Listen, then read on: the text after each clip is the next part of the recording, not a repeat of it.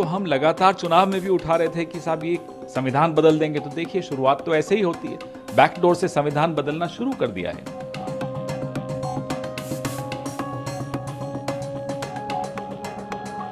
There are two kinds of leaders. Somebody who wants to bring a constructive criticism to the job at hand, or somebody who wants to bring a destructive criticism by putting them in the forefront. मैं और मेरी party कतई सहमत नहीं है।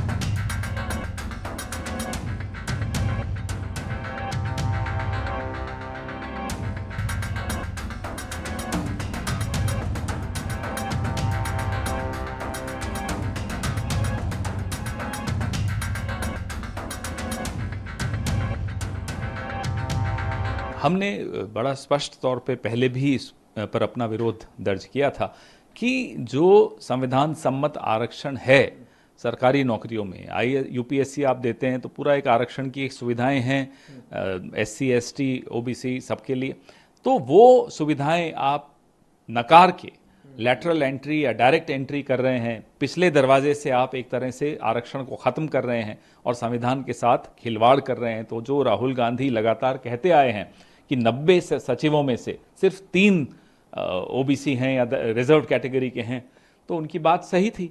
और जो हम लगातार चुनाव में भी उठा रहे थे कि साहब ये संविधान बदल देंगे, तो देखिए शुरुआत तो ऐसे ही होती है, बैकडोर से संविधान बदलना शुरू कर दिया है।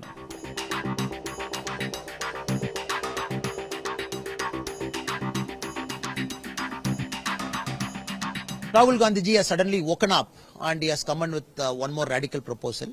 2005, Veerappa Moily ji in the second Administrative Reforms Commission, 10th volume, 325th page, talks about lateral recruitment, which they never had the courage to do it. 2018 onwards, more than 60 people have come in as joint secretary and director level, different eminent people have come in, serving for 3 years, extendable by 2 more years. After 5 years, they get out and get back into the private sector.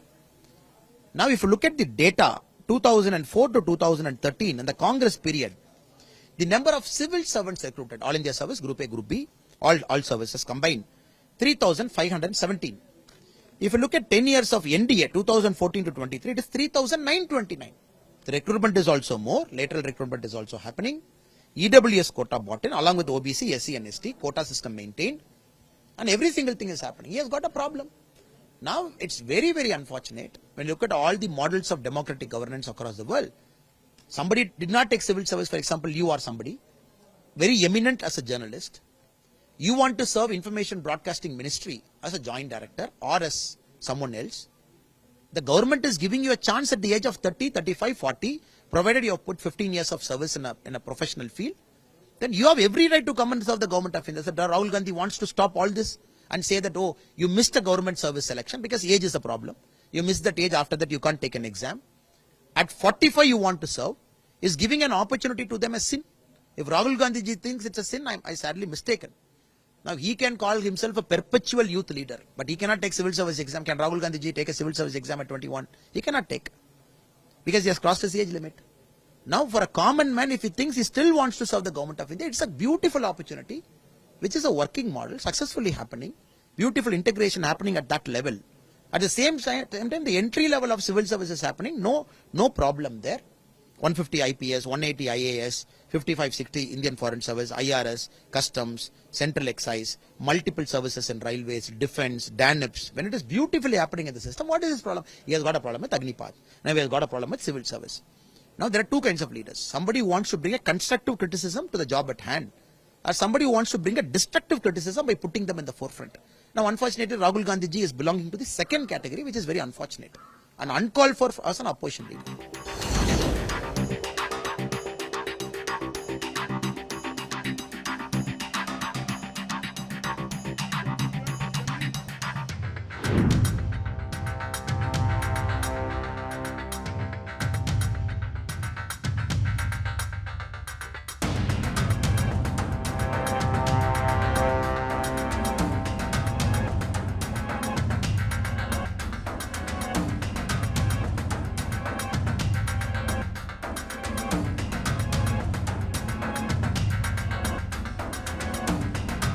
लेकिन मैं इस दो बात को एकदम स्पष्ट कर दूं, अगर किसी भी एक विषय को उदाहरण के तौर पर दिखाकर अगर सरकार की नीयत पे सवाल उठाया जाएगा, तो आज की तारीख में सरकार का अंग होने के नाते मैं इस बात को स्पष्ट कर दूं, हेड ऑफ द गवर्नमेंट मेरे प्रधानमंत्री हैं और प्रधानमंत्री जी की सोच कतई आरक्षण विरोधी नहीं हो सकती। पीछे कुछ दिनों पहले जब अनुसूचित समाज में भी आरक्षण को लेकर मतभेद को पैदा करने का प्रयास किया गया था, सुप्रीम कोर्ट के द्वारा जिस तरीके से उसमें अलग अलग प्रावधान बनाए जाने की बात कही गई थी, उस पर भी मेरे प्रधानमंत्री ने स्पष्ट तौर से कहा था और ये कैबिनेट की मीटिंग में ही इस बात को कहा गया था कि आरक्षण को जिस तरीके से बाबा साहेब भीमराव अंबेडकर ने जो प्रावधान बनाए हैं, वही प्रावधान वैसे ही लागू रहेंगे। आज जिसका आप जिक्र कर रहे हैं, दूसरी बात ये, पहली बात तो सरकार की सोच पूरी तरीके से आरक्षण के समर्थन में है, प्रधानमंत्री जी की सोच आरक्षण के समर्थन में है। दूसरी बात, मैं और मेरी पार्टी कतई सहमत नहीं है। आज जिस तरीके से कुछ पदों के नियुक्तियों के लिए डायरेक्ट बहाली के लिए सीधा वहां से डिमांड्स मांगी गई है, जिसमें आरक्षण का ध्यान नहीं रखा गया है, इस बात के मेरी पार्टी भी पूरी तरीके से खिलाफ है। सरकार का अंग होने के नाते सरकार के उचित प्लेटफॉर्म पे इस कंसर्न को मेरी पार्टी की तरफ से हम लोगों ने भी दर्ज कराया है। आने वाले दिनों में भी इसके ऊपर मजबूत आवाज हम लोगों की तरफ से उठाई जाएगी। कोई भी सरकारी पद की नियुक्ति अगर निकलती है तो उसमें आरक्षण के प्रावधानों का ध्यान रखा जाना जरूरी है। अनुसूचित जाति, जनजाति, पिछड़ा वर्ग का जो आरक्षण जिस तरीके से सरकारी नौकरियों में जिस तरीके से चलता आ रहा है, हर नियुक्ति में इसका ध्यान रखा जाए, ये अनिवार्य है। और अगर ऐसा नहीं रखा जाता है, जो कि आज हम लोग को भी देखने को मिला है, इसके लिए सरकार उचित कार्रवाई जरूर करेगी।